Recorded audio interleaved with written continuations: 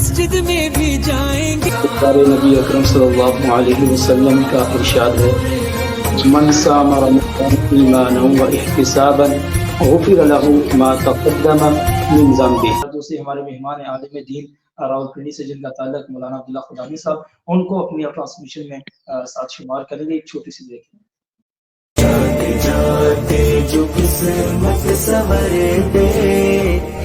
رکھنے والے ہمارے عالم دین فاضل نوجوان فاضل ہیں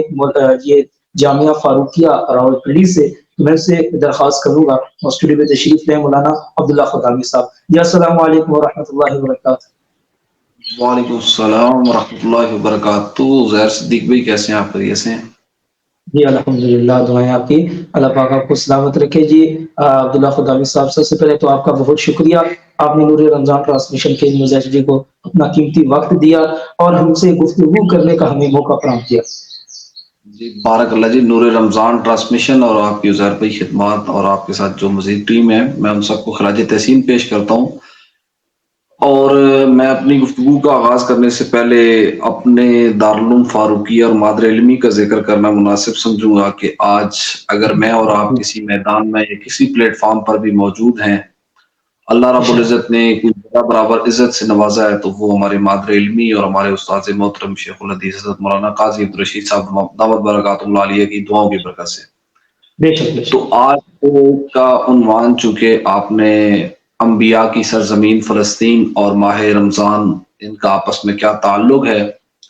نحمدہ ونصلی ونسلم علی رسولہ الکریم، اما بعد فاعوذ باللہ من الشیطان الرجیم، بسم اللہ الرحمن الرحیم. چونکہ خداوند قدوس کا فرمان ہے قرآن مجید فرقان حمید کے اندر کہ شہر رمضان انزل فیہ القرآن، کہ یہ ماہ مقدس، اس کی فضیلت اور عظمتوں اور رفعتوں کا اندازہ اس چیز سے بھی لگایا جا سکتا ہے، اس ماہ مقدس کے اندر یعنی اللہ رب العزت نے باقی 11 مہینوں کی نسبت اگر قرآن مجید فرقان حمید جو تمام کتب کی سردار ہے اور انبیاء کے سردار اور امام الانبیاء صلی اللہ علیہ وسلم پر نازل ہونے والی کتاب کے نزول کے لیے اگر کسی مہینے کو منتخب فرمایا تو وہ یہ ماہ رمضان ہے. اور دوسری سعادت، یہ سعادت ہے تمام امت مسلمہ کے لیے، ہم مسلمانوں کے لیے، ہر کلمہ گو انسان کے لیے، کہ یہ ماہ مقدس اللہ نے ایک دفعہ پھر ہمیں نصیب فرمایا. اور ماہ مقدس کے اندر مساجد کے اندر قرآن مجید کی تلاوت کی، روزے کی اور دیگر عبادات کی، صدقہ و خیرات کی توفیق بخشی، اور ساتھ ہی ساتھ ایمان کے کامل دولت کے ساتھ ساتھ. کیونکہ اس وقت یہ بھی ہے کہ کئی لوگ ایمان چھوڑ جاتے ہیں، کئی لوگ ایمان پر آ جاتے ہیں، ہر سال مختلف سچویشن چلتی رہتی ہیں، لیکن اللہ رب العزت ایمان کی سلامتی کے ساتھ اگر کسی نے نعمت سے نوازے تو مسلمان کو اس سے زیادہ کسی چیز کا شکر ادا نہیں کرنا چاہیے. تو ماہ مقدس رمضان المبارک کی جب آمد تھی اس سے لے کر آج تک، چونکہ یہ جو انبیاء کا سلسلہ اس کائنات کے اندر اللہ رب العزت نے شروع فرمایا، تو یہ تمام کتب آسمانی اور جتنے صحیفے تھے وہ اگر ہم تک یا انسانیت تک پہنچے تو وہ توسط کے طور پہ اللہ رب العزت نے امام الانبیاء علیہ السلام کو درمیان میں لایا. یعنی امام الانبیاء صلی اللہ علیہ وسلم پر اگر قرآن مجید نازل ہوا آپ کے قلب اطہر پر، پھر آپ کے قلب اطہر سے آگے صحابہ رضوان اللہ تعالی مجمعین، اہل بیت اطہار اور تمام تابعین، تبع تابعین سے لے کر آج ہم تک جنہوں نے امام الانبیاء صلی اللہ علیہ وسلم کی زیارت نہیں کی، صحابہ کی زیارت نہیں کی، لیکن سینہ بسینہ یہ قرآن کی دولت آج ہم تک پہنچی ہے. تو چونکہ وسیلہ بنے تمام آسمانی کتب کو ہم تک پہنچانے کا انبیاء علیہ السلام، تو انبیاء علیہ السلام جب کائنات میں آدم علیہ السلام سے لے کر حضرت عیسیٰ علیہ السلام تک اور پھر امام الانبیاء علیہ السلام تک جب اس کائنات میں پہنچے، تو خصوصیت کے ساتھ سب سے زیادہ اگر انبیاء کسی زمین پر آئے تو وہ فلسطین کی زمین ہے. اور فلسطین کی زمین کے اندر خصوصیت کے ساتھ اگر تذکرہ کروں تو یہ جو غزہ کی سرزمین ہے، غزہ دنیا کی وہ واحد سرزمین ہے مورخین کے نزدیک کہ جہاں پر کثیر یعنی سب سے زیادہ تعداد میں اگر دیکھا جائے تو غزہ کی سرزمین کے لوگ حفاظ کرام ہیں. ہر گھر کے اندر حفاظ کرام، ہر خاندان کے اندر حفاظ کرام ہیں، کیونکہ ابھی جب ان کی شہادتوں کا اندازہ لگایا جاتا ہے یا ایک گھر کے اندر دیکھا جاتا ہے تو اگر 10 سے 12 افراد ہوتے ہیں تو اس میں سے 8 سے 9 حفاظ کرام ہوتے ہیں جو شہادت کی دولت سے مالا مال ہو رہے ہیں۔ تو یہ سرزمین، فلسطین کی سرزمین ایک ایسی سرزمین ہے کہ اس نے تمام، اللہ رب العزت نے جن انبیاء کو اس سرزمین پر بھیجا، اس سرزمین نے ان کو یہاں پر ان کی پرورش کی، اپنی گود میں ان کو پالا پوسا اور بڑا کیا، اور پھر اللہ رب العزت نے اسی سرزمین پر کثیر تعداد میں انبیاء کرام کو نبوت کی دولت سے مالا مال کیا۔ تو چونکہ ایک مسلمان کا عقیدہ یہ ہے کہ جو بے کانٹا جو کابل میں، تو ہندوستان کا ہر پیر و جواں بے تاب ہو جائے، مسلمان اس کو کہتے ہیں۔ چونکہ صحابہ رضوان اللہ تعالیٰ عنہ مجمعین سے لے کر آپ حضرت عمر بن عبدالعزیز تک لے لیں یا محمد بن قاسم تک لے لیں، کہ محمد بن قاسم نے بھی ایک ماں اور ایک بہن اور ایک بیٹی کی آواز پر لبیک کہتے ہوئے سندھ سے سفر شروع کیا اور سندھ باب الاسلام بنا، اور دین کہاں سے کہاں تک پہنچا، جبکہ وہ ایک نوجوان شخص تھا۔ لیکن وجہ یہ تھی کہ اس کو یہ معلوم تھا کہ اگر ایک مسلمان کو کانٹا چبھتا ہے تو ہندوستان میں چبھے تو اس کو پاکستان میں تکلیف ہونی چاہیے، اور اس کو ہوئی، اور اللہ رب العزت نے پھر اس کے لیے فتوحات کے دروازے کھول دیے۔ تو ماہ مقدس رمضان المبارک جہاں پر ہمیں یہ سبق دیتا ہے کہ ہم نے غرباء اور مساکین کا خیال کرنا ہے، اور ہر اس بھوکے اور پیاسے کا خیال کرنا ہے، لیکن وہ خیال تبھی ممکن ہے کہ جب ایک بھوکا آپ کے دروازے پر دستک دینے کے لیے آتا ہے، وہ بھیک مانگنے کے لیے آتا ہے، اس کے پیٹ میں کچھ نہیں ہوتا، لیکن آپ اگر اچھا خاصا کھانا کھا کے اندر بیٹھے ہیں تو آپ اس کی بھوک کا اندازہ نہیں لگا سکتے کہ وہ کس کیفیت کے ساتھ اپنا بازو یا اپنا ہاتھ آپ کے سامنے پھیلا رہا ہے، اپنی جھولی پھیلا رہا ہے۔ تو خداوند قدوس نے احسان کیا کہ تمام مسلمانوں کو، خواہ وہ امیر گھرانے سے ہو، خواہ وہ غریب گھرانے سے ہو، خواہ وہ متوسط گھرانے سے ہو، اس ماہ مقدس کے اندر دن بھر ان کو کھانے سے، پینے سے، یعنی ہر چیز سے، ہر وہ چیز جس سے راحت اور اطمینان ملے، اس سے منع فرما دیا۔ اور پھر اللہ رب العزت نے خود فرمایا کہ مجھے مومن بندے کی سب سے زیادہ اگر کوئی خوبصورت چیز رمضان المبارک کے اندر محسوس ہوتی ہے تو وہ اس کے منہ کی جو اسمیل اور بدبو ہوتی ہے جو روزے کی وجہ سے ہوتی ہے، وہ مجھے بہت زیادہ پسند ہے۔ تو یہ غرباء اور مساکین کا احساس دلانے کا نام بھی روزہ ہے، کہ ہمیں غرباء اور مساکین کا احساس ہو اور ہم ان کے ساتھ عاجزی اور انکساری کے ساتھ جتنا ہو سکے، ممکن ہو سکے، تعاون کریں۔ وہاں پر ساتھ ہی ساتھ چونکہ اس ماہ مقدس کے اندر اللہ رب العزت کا ایک منادی پہلے آسمان پر آ کر آواز لگاتا ہے کوئی مغفرت طلب کرنے والا جس کی میں مغفرت کروں، ہے کوئی اپنی منت منوتی مانگنے والا میں اس کی منت منوتی کو پورا کروں۔ تو چونکہ یہ دعاؤں کی قبولیت کا مہینہ ہے، اس ماہ مقدس کے اندر امام الانبیاء صلی اللہ علیہ وسلم کی جتنی احادیث مبارکہ ہیں، صحابہ رضوان اللہ تعالیٰ مجمعین سے جتنی بھی روایات ہیں، اس میں کثرت کے ساتھ یہ چیز وارد ہے۔ اس ماہ مقدس کے اندر جب مومن بندہ آسمان کی طرف، نیلے آسمان کی طرف ہاتھ بلند کرتا ہے، اپنی نگاہ بلند کرتا ہے، اپنے دل کو متوجہ کرتا ہے، تو اللہ رب العزت ضرور اس کی دعا کو قبول فرماتے ہیں۔ تو چونکہ دعاؤں کی قبولیت کے ساتھ ساتھ یہ چیز بہت ضروری ہے کہ عصر حاضر کے اندر آپ نے سب سے زیادہ دعا میں شامل کس کو رکھنا ہے، کہ جیسے آپ قربانی کا حکم ہے کہ عید الاضحیٰ کے موقع پر آپ امام الانبیاء صلی اللہ علیہ وسلم کے نام کی قربانی کر سکتے ہیں، آپ انبیاء کے ساتھ صحابہ کے نام کی قربانی کر سکتے ہیں، اہل بیت کی قربانی کر سکتے ہیں۔ تو بعین ہی بالکل اسی طرح ایک دعا تو ہم رمضان کے اندر اپنی ذات کے لیے کریں گے، اپنے والدین کے لیے کریں گے، اپنے خاندان، اپنے رزق، مال، جاہ و جلال اور عزت آبرو کے لیے دعا کریں گے۔ تو وہاں پر ایک ہمیں امام الانبیاء صلی اللہ علیہ وسلم کی امتی ہونے کی حیثیت سے، اور چونکہ اس امت کے ذمے یہ دین کی دعوت ہے کہ دین کی دعوت جو اس تک پہنچی اس کا آئندہ نسل تک پہنچانا، تو امام الانبیاء صلی اللہ علیہ وسلم کی امتی ہونے کی وجہ سے تقاضا یہ ہے کہ ہماری سوچ بڑی ہونی چاہیے، ہماری سوچ اپنے گھر تک، اپنی فیملی تک نہیں ہونی چاہیے، بلکہ سوشل ہونی چاہیے۔ اور اس وقت چونکہ عصر حاضر کے اندر سب سے زیادہ انبیاء کی سرزمین مشکل کے اندر ہے، تکالیف کے اندر ہے، اور انبیاء کی اولاد وہاں پر بستی ہے، اور خصوصیت کے ساتھ فلسطین کے اندر جو ظلم و ستم اس وقت ہو رہا ہے، اور سب سے زیادہ حفاظ کرام شہید ہو رہے ہیں۔ جس ماہ مقدس کے اندر قرآن مجید نازل ہوا، اسی ماہ مقدس کے اندر قرآن کے محافظین کو اگر شہید کیا جا رہا ہے تو یقیناً یہ امت مسلمہ کے لیے ایک بہت بڑا لمحہ فکریہ ہے۔ اب امت مسلمہ کو یہ چونکہ وہاں پر فلسطین کے اندر اگر دیکھیں تو ہماری مائیں، بہنیں، بیٹیاں قرآن مجید ہاتھوں میں تھامے ہوئے اور یہ کہہ رہی ہے کہ ہم بروز محشر خداوند قدوس سے شکایت کریں گے کہ محمد بن قاسم پیدا نہیں ہوئے تھے اس دور کے اندر، یا محمد بن قاسم کہاں چلے گئے، مسلمان وہ نوجوان جن کے اندر دینی غیرت اور دینی اور ملی غیرت موجود تھی وہ کہاں چلے گئے، جن کے اندر جذبہ جہاد تھا وہ کہاں چلے گئے۔ تو یقیناً کل بروز قیامت ہر نوجوان کا گلا، وہ مائیں بہنیں بیٹیاں اور وہ معصوم بچے جن کی گردنوں پر چھریاں پھیری جا رہی ہیں وہ ہم سے یہ پوچھیں گے۔ تو ہم کم از کم، چونکہ ہم ایک سلطنت کے اندر رہتے ہیں، ہماری اپنی مملکت ہے، مملکت خداداد ملک پاکستان ہے، اس کے اپنے رولز ریگولیشنز ہیں، لیکن اگر افواج پاکستان یا ملک پاکستان کی جو گورنمنٹ ہے وہ اجازت دے علماء کرام، تو یقیناً اس وقت چونکہ شیخ الاسلام حضرت مولانا مفتی تقی عثمانی صاحب دامت برکاتہم العالیہ نے جہاد کا فتویٰ دیا ہے کہ فلسطین کے خلاف یہ جو فلسطین کے اندر جو کفار اور مشرکین اسرائیلی فوجیں ہیں یا امریکہ کی فوجیں، ان کے خلاف جہاد کا فتویٰ انہوں نے دیا ہے کہ جہاد اقدامی جہاد کرنا چاہیے، لیکن چونکہ ہم نہیں جا سکتے، ہماری گورنمنٹ کی طرف سے یا جن ممالک کے مسلمانوں کو اجازت نہیں ہے، تو کم از کم ایمانی درجہ یہ ہے کہ ان کی جتنی بھی مصنوعات ہیں جن کا نفع ان کو پہنچتا ہے ان کا بائیکاٹ اس ماہ مقدس کے اندر ہمیں کرنا چاہیے۔ اور اس کے بائیکاٹ کا سب سے آسان طریقہ یہ ہے کہ ہم اپنے سحر اور افطار کے اندر ان چیزوں کو استعمال کرنے سے گریز کریں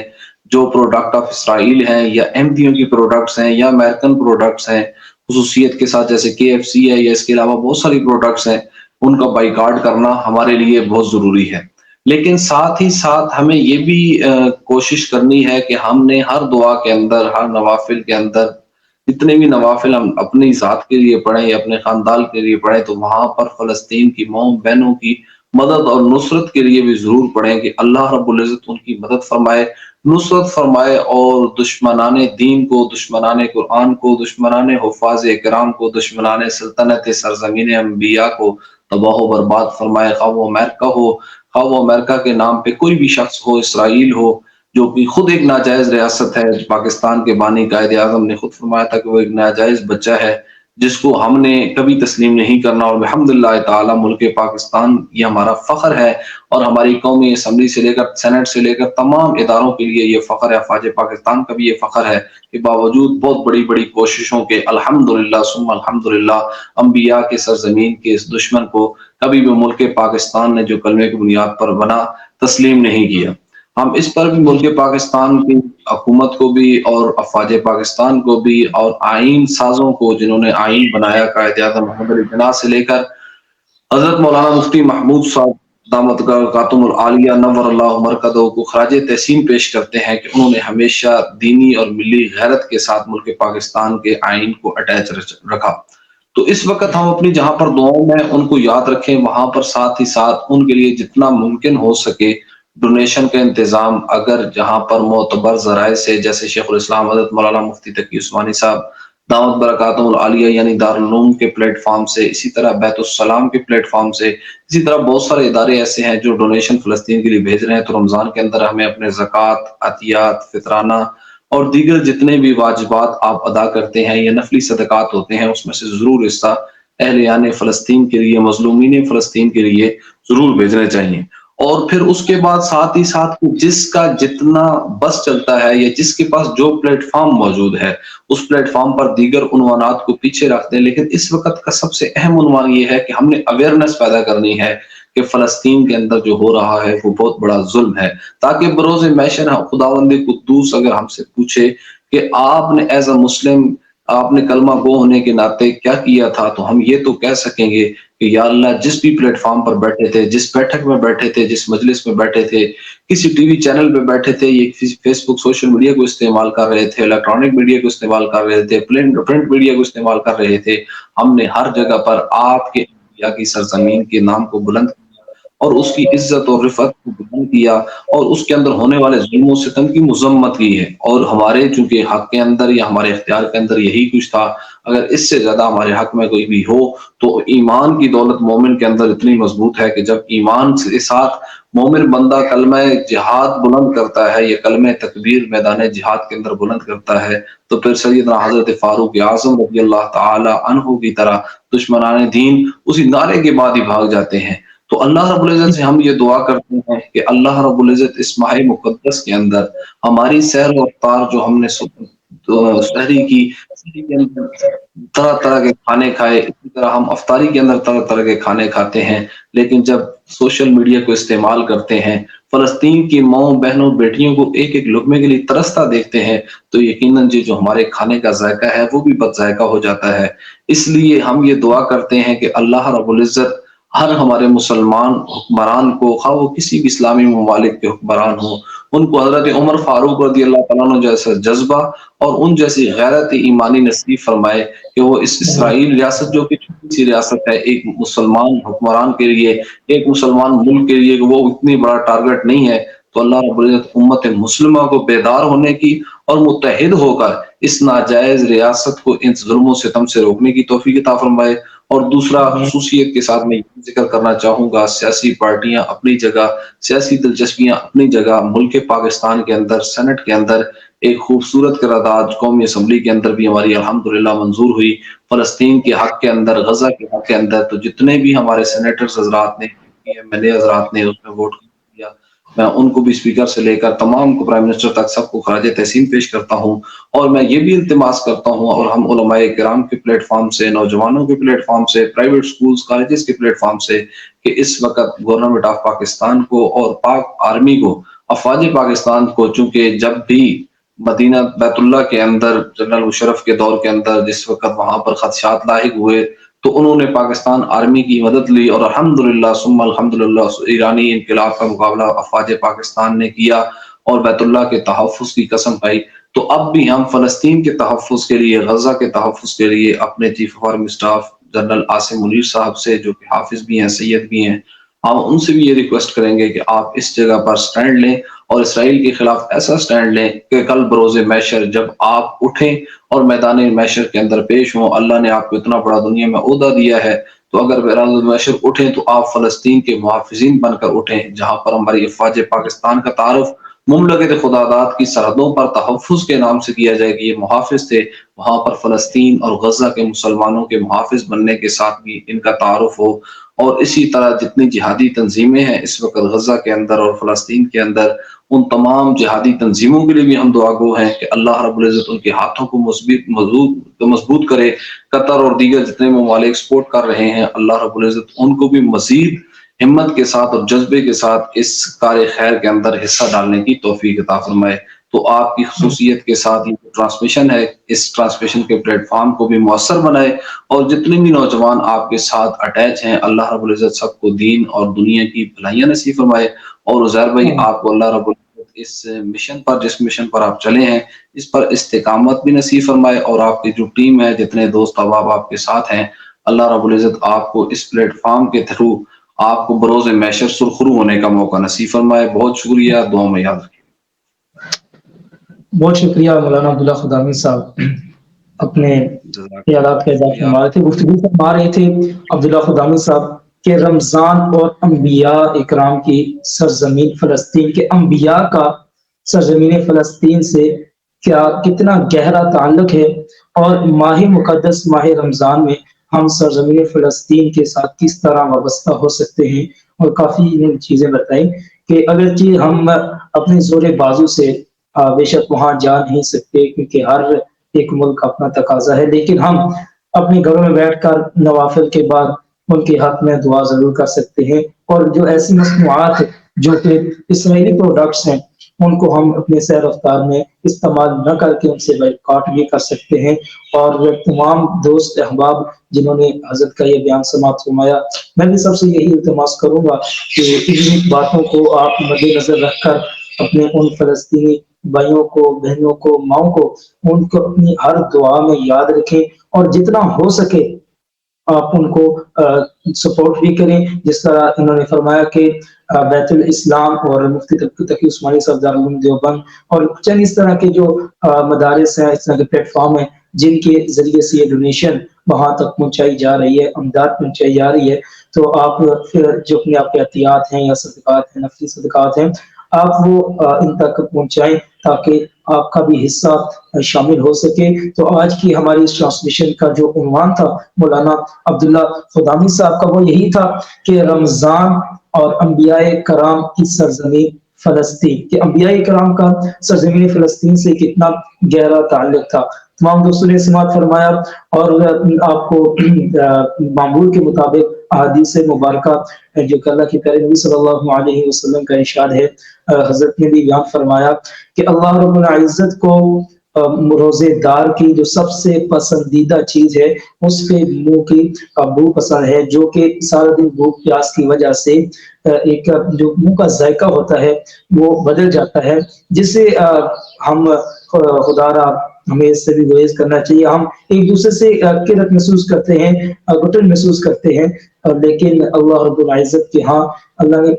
نبی نے فرمایا کہ اللہ رب العزت کو روزے دار کے منہ کی یہ جو بو ہے کستوری سے زیادہ پسند ہے۔ اللہ رب العزت نے کستوری سے بھی زیادہ اس کو پسند فرمایا ہے۔ تو اللہ رب العزت سے دعا ہے کہ اللہ رب العزت ہمیں ماہ مقدس اگر عطا کیا ہے تو اس کو اس کا حق ادا کرنے کی اور رمضان مبارک کے روزے رکھنے کی، رمضان تراویح کا اہتمام کرنے کی اور اپنے ان مسلمان بہن بھائیوں ماؤں کے لیے ان کے حق میں دعا کرنے کی توفیق عطا فرمائے۔ اور آپ جتنے بھی احباب ہمارے ساتھ وابستہ ہیں اللہ رب العزت آپ کو بھی صحت و تندرستی عطا فرمائے۔ انشاءاللہ بروز جمعرات آپ سے پھر ہوگی ملاقات، زندگی باقی ملاقات باقی۔ اللہ حافظ۔ جاتے جو قسمت سنور دے ایسا یا رب یہ رمضان کر دے، اوڑھ لوں نیکیوں کا لبادہ، کر لو قرآن سے استفادہ۔